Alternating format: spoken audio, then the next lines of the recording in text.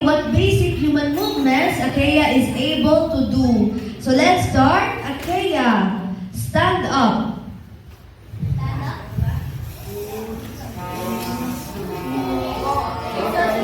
Okay, so everybody, can we all say hi, Akeya?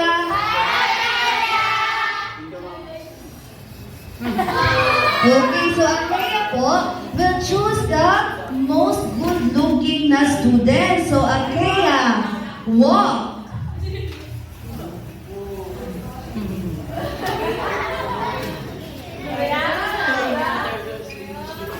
Okay, so pumili ka, Akeya.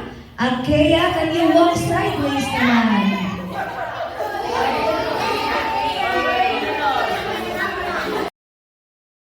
Hey there, Space Timers! Para sa dagdag kaalaman at videos, follow nyo lang ang Facebook page ng Spacetime Events and Exhibits.